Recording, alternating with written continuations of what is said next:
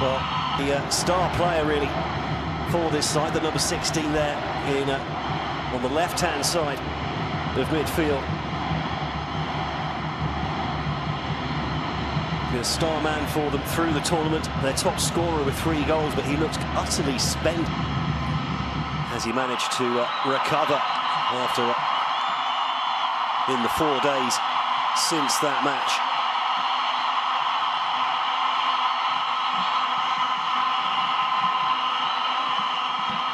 Referee for tonight from Kenya, Peter Waweru Kamaku,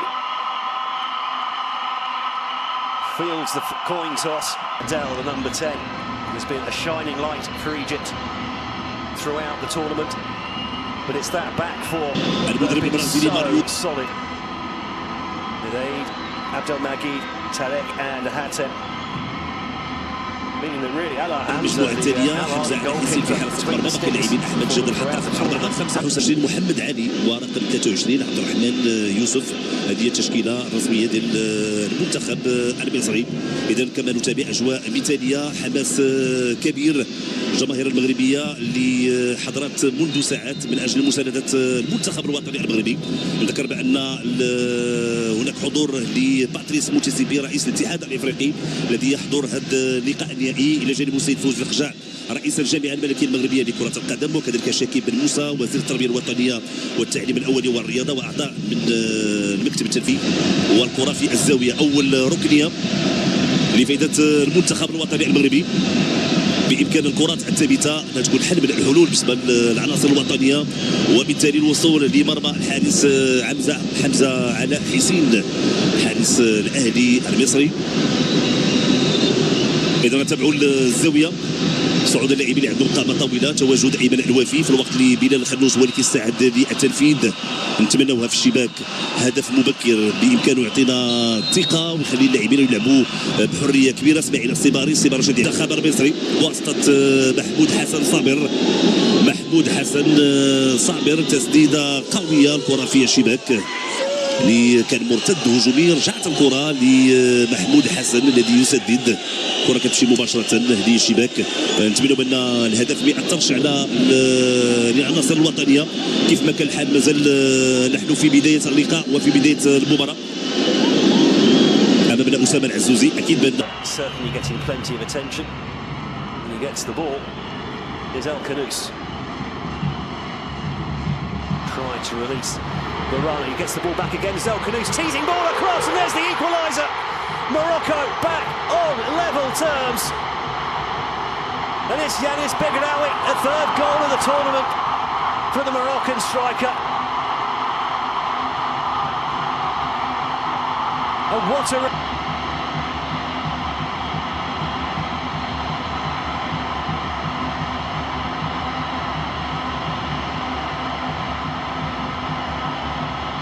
Yanis Begraoui thanks his lucky stars. Put on a plate for him. It has been a great play here from Bilal El Khanous. No offside. That an absolute nightmare for the defences and goalkeepers alike. The ball whizzed in between the two into the corridor of uncertainty. Defenders fear to touch the ball for the danger of scoring an own goal. Keeper couldn't get to it. Well, Morocco back on level terms now. Egypt need to calm down. من اختلفت الأجيال والفئات السنية. الكرة للفراعنة من جديد، مراوغة ممتازة خطيرة جدا، يسدد كرة ويربح ركن مود، حط الكرة على الحدود، يلعب الكرة إبراهيم عادل، خطيرة فرصة والحارس شمالي. واليوم تقلقوا برشا وبقطع النظر على التتويج فما أداء بشير بحبيه. لا أدري سنتابع الكرة، كرة ممتازة والتسديدة ممتازة، والهدف الثاني كان قريب. التسديدة من الصابيري في الشوط الثاني أفضل بكثير، أو السيباري، يا حسرة على الصابير. في سبورتينغ في البرتغال، أيام زمان، أيام وذكريات. ايام ودربيات يمين لمصر. شحاته تمشي كوره واحده اثنين مع فيصل خطيره جدا، يمشي اسامه حتى الكوره مش صعبه، خطيره جدا الانطلاق عرضيه المنتخب المصري وكوره البطوله الى من طريق العمراوي.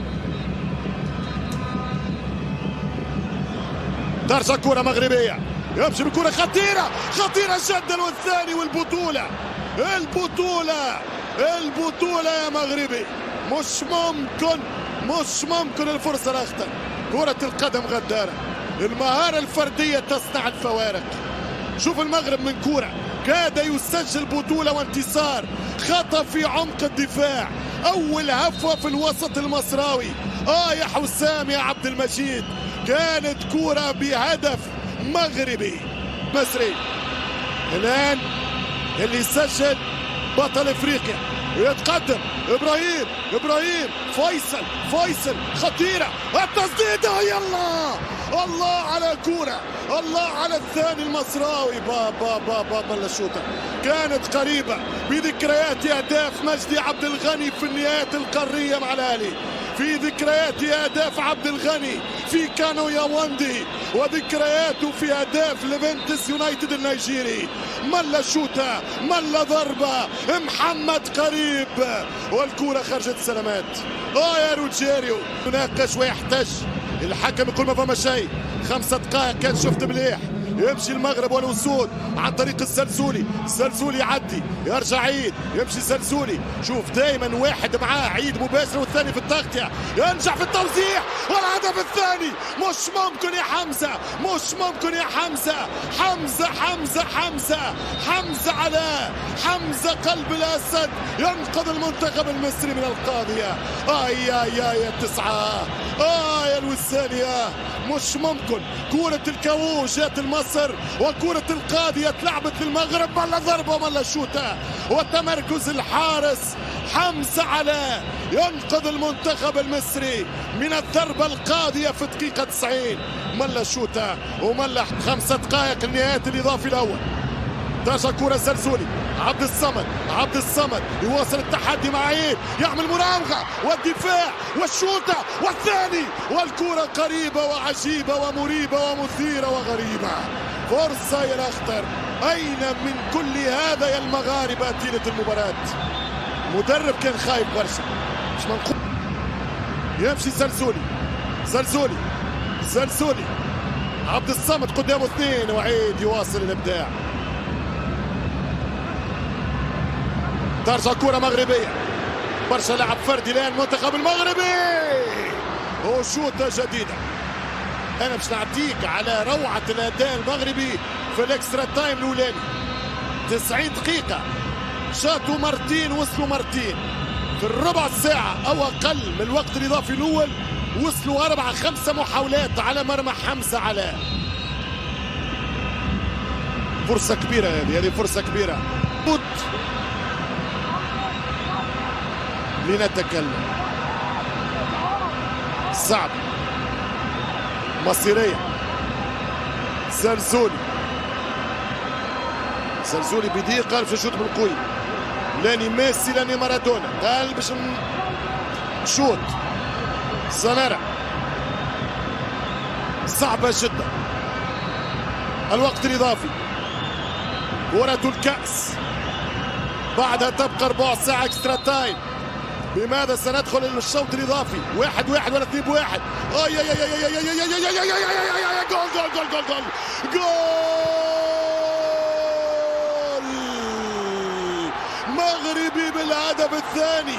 الكل انتظر الزلزولي، ولكن جاءت القذيفة من القادمين من الخلف. المغرب تخطف البطولة في آخر رداءات الوقت الإضافي، وخطأ قاتل من حمزة علاء، خطأ قاتل من الحارس. هذه هي كرة القدم. المنتخب المغربي في الوقت الإضافي سيطر، تفوق، خلق فرص، جاب كرة مخالفة في الوقت الضايع من الإضافي. يشوط المغرب ويفوت ويحط الهدف الثاني من أجل الصعود البوديوم الذهبي. خطأ قاتل من حمزة اللي عمل دورة كبيرة، ولكن يصير في كرة القدم قوية قريبة. تمركز الدفاع كان متأخر والكرة تحت دين الحارس. كانت كرة سلسولي مباغتة بهذه الطريقة، حل شفرة الدفاع فكوا بهذه التمريرة، لأنه كل العالم كان يستنى في سلسولي الشوط، ولكن حط الكرة للرقم 14 أسامة، الكوتشينج لعصام الشرعي، والهدف الثاني يا عصام.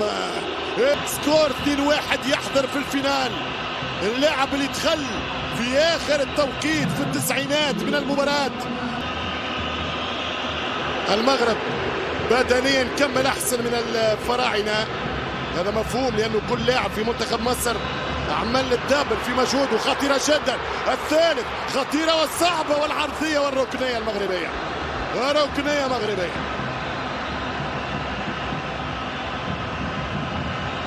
عمل كبير في الكرة المغربية.